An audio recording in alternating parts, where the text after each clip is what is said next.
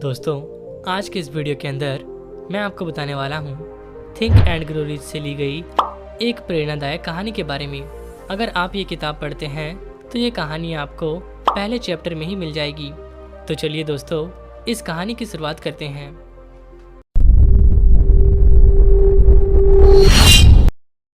आर.यू. Derby के uncle gold rush के दिनों में सोने की खोज में जुटे हुए थे।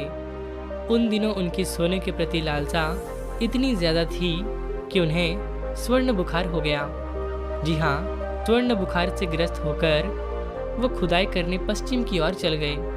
उन्होंने कभी नहीं सुना था कि पृथ्वी से निकाले गए आज तक के सोने की तुलना में अधिक सोना आदमियों की दिमाग से खनन किया गया है।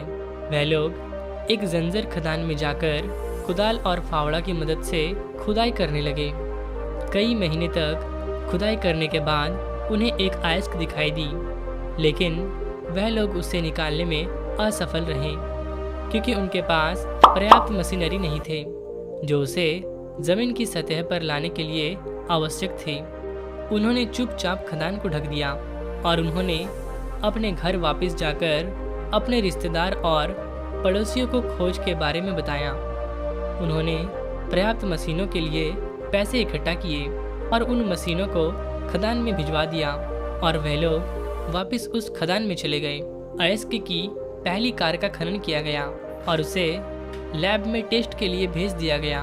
उस टेस्ट ने साबित कर दिया कि उनके पास कोलोराडो की सबसे समृद्ध खानों में से एक थी। अयस्क की कुछ और कारें कर्ज को निपटा देती, तब एक बड़ा लाभ हाथ आता। दिन प्रतिदिन खुदाई गहरी होती गई। डार्बी और उनके अंकल की उम्मीद ऊपर चढ़ती गई, लेकिन फिर अचानक एक दिन सोने की अयस्क गायब हो गई। वह इंद्रधनुष के अंत पर पहुंच गए थे और सोने का कटोरा अब दिख नहीं रहा था। फिर भी उन्होंने हिम्मत जुटाकर अयस्क की खोज में बेतहाशा खुदाई करते रहे। वह सिर्फ खुदाई करते गए, खोदते गए, खुदाई और गहरी होती गई, पर कोई फायदा नहीं हुआ। अंत में उन्होंने छोड़ देने का फैसला किया। उन्होंने सारी मशीनों को कुछ कौड़ियों के भाव में एक कबाड़ी वाले को बेच दिया और वे लोग हताश निराश होकर अपने घर की ओर चल पड़े। कुछ कबाड़ी वाले बेवकूफ़ होते हैं, लेकिन ये नहीं था। उसने खदान को देखकर एक छोटी सी गणना करने के लिए एक खदान इंजीनियर को बुलाया। इंजीनियर ने सलाह दी कि परियोजना विफल रही है क्योंकि मालिक को कमियों की लाइनों के बारे में ज्ञात नहीं था। उसकी गणना ने दिखाया कि खुदाई उस जगह से महज 3 फुट दूर होती जहां डार्बी ने खुदाई बंद कर दी थी, और वो बिल्कुल उसी जगह पाई गई। कबाड़ी वाले ने खदानों के अयस्क में करोड़ों डॉलर कमाए क्योंकि वह हार मानने से पहले विशेषज्ञों की सलाह लेने के बारे में पर्याप्त जानता था। और दूसरी तरफ आर.यू. डार्बी, जो भी बहुत युवा आदमी था, उसने मशीनों को खरीदने के लिए पैसे उसके रिश्तेदारों और पड़ोसियों के विश्वास के कारण मिले थे।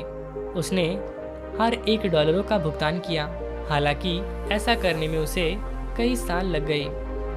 दोस्तों, थिंक एंड ग्रो रिच किताब से ली गई ये कहानी आपको कैसी लगी हमें कमेंट करके ज़रूर बताएं। और अगर आप ऐसी किताबों से ली गई कहानियाँ सुनना चाहते हैं तो हमारे चैनल को सब्सक्राइब करें।